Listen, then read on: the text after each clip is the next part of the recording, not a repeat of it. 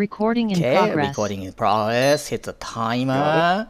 Okay, hi folks. Thanks for streaming. This episode of Yumio to Ohanashi again features a dark fantasy author, Sean Hill from the UK. Thanks for returning here, Sean. So this interview is a little different from my normal ones with authors, basically gamers. So my very first question to you, what is your gaming history? Because in my case, I started with Famicom, which is a Japanese Nintendo, with Spartan X Kung Fu Master, like acho acho acho ha ha ha ha ha, and then last one was PlayStation with Gradius 5. How about you? I started off back in like the late 90s with the Sega MegaDrive. Or the Sega Genesis, if I recall. MegaDrive. That's what I started with. What was the first game? I played Sonic the Hedgehog, but I played Altered Beast. I played Comic Zone. Those were some of my first games. I still love them. They're all great. I'm not sure. And I've been playing them ever since. I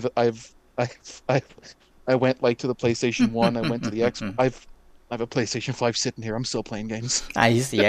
But I think a Mega Drive Genesis is notable for having lots of difficult games because I remember, I'm not sure this one was released in Europe and America, but the shooting game called Crying. Crying is one of those strange games with the main characters are reptiles and they shoot those ugly creatures. I think that this one was not released in. I see. It's like Crying, Crying, and it's like the Demi-human Wars subtitle is like that. So there are way too many video games now. But if you pick just one, which one will you choose? It's always going to be a role-playing game. A role-playing game? Why? Because I like a game that I can sink a lot of time into. I like being when I buy a game, I want to get my money's worth out of it, and role-playing games do that for me. I love a good time sink. So they just do it for me. I see. So do you put your real name in your role-playing game when you play it? No, actually, this is a bit strange. I have a collection of different names I use for every role-playing game. So nameless. And I always use the same names for every game. Yes, because when I play those role-playing games, especially Wizardry or the Final Fantasy, there are multiple characters up here. So that's why I put like those my classmates' name, and my classmates found out and they say, "Why you put my names on it?" I don't care. So when I put those characters' names is those girls I wanted to date with, and many of my friends got poked fun at me. Oh, you want to date with this girl? So, and what kind of world building do you expect from RPG in general, such as Middle Earth, fantasy, sci-fi, dystopia? Well, it's for me. It's always going to be fantasy. It's always my favorite. It's what I look for. It's what I enjoy the most. But, I see. More than anything, for me, it's less about like complex, intricate world building details. It's about mood and atmosphere. That's what I'm most interested. That's what I'm most after. Yes, one of the world building game I got so impacted was the Digital Devil Story, Megami Tensei series. I think you might have known, because Megami Tensei series deals with those reality versus Akuma thing. So that's why that was a heavy impact for that.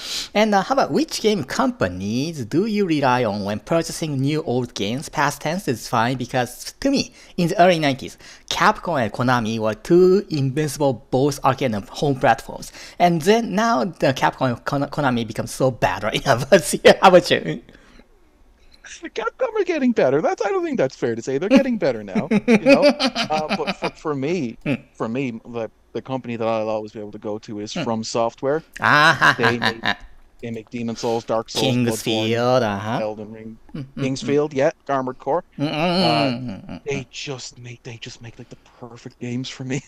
Because like when I talk about a good time sink, I can sink a lot of time into a game. Their games are perfect for that for me. Like those games are made for me. You know because FromSoftware become very kind of a cult following in Japan in the late 90s, such as as you said, Armored Core and Kingsfield series.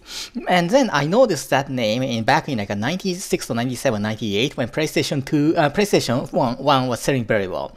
But I didn't imagine when I noticed that Elden Ring becoming very popular now, and I checked the game company, FromSoftware. Really? FromSoftware? That cult company? Yeah. When this major big? Oh, wow. Oh yeah, they're huge now. Yeah. Yes, yes. I think even company people staff didn't imagine this kind of a phenomenon. I think I see from software.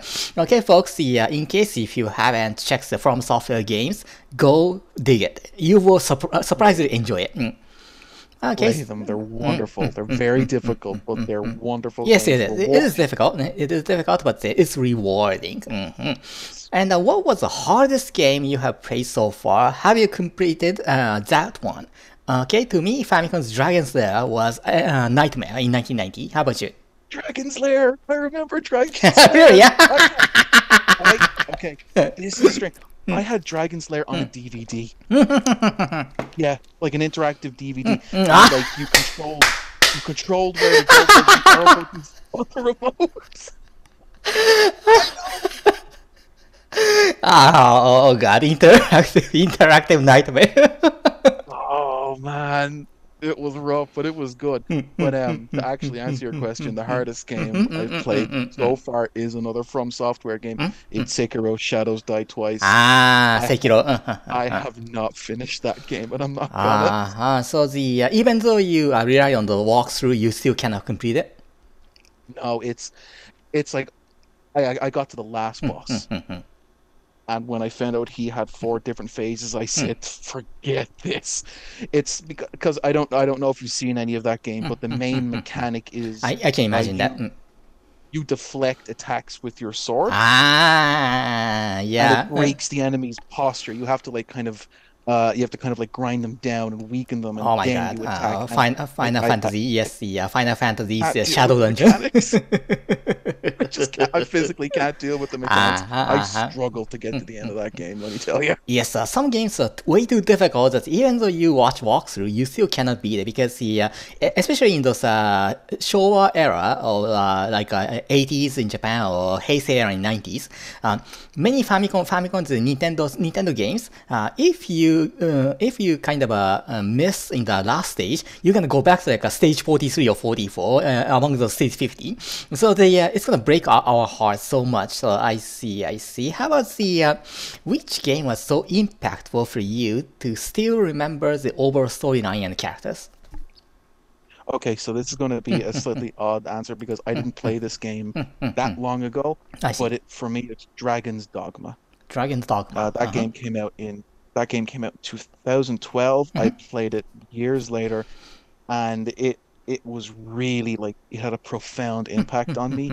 So it's an old school fantasy adventure, but it's got this great tone, it's got this great mood, which is what I love, and it's got this really interesting twist to the story, which I won't spoil. So it includes kind of emotional stories such as the love and death of the family members or comrades or.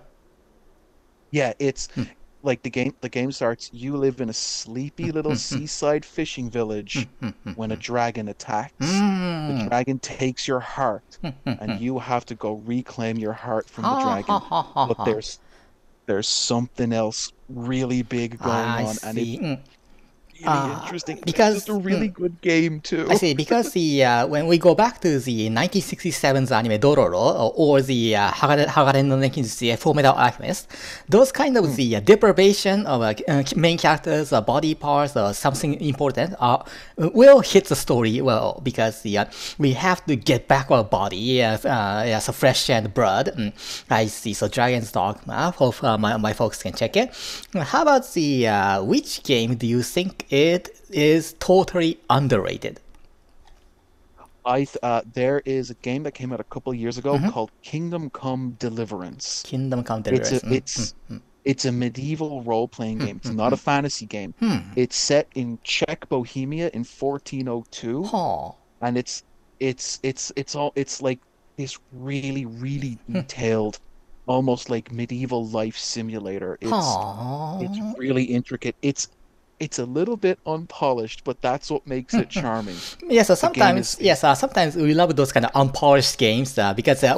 if it's way too polished, we don't like it actually. So- Yeah, it's a little bit rough in some areas, and it's really charming.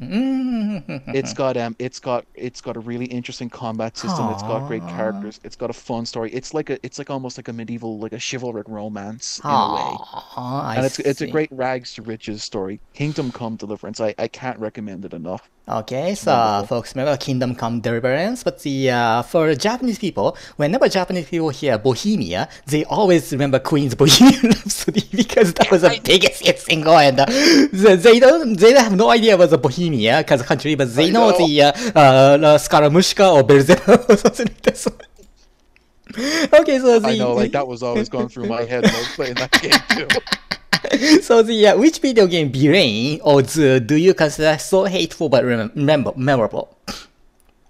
Okay, so it's the main antagonist from the Elder Scrolls 3 Morrowind, who is this very complicated Elder figure Scroll. named Dagoth Ur, and he's this ancient evil dwelling in the heart of a volcano, and he's spreading Aww. sickness on the land.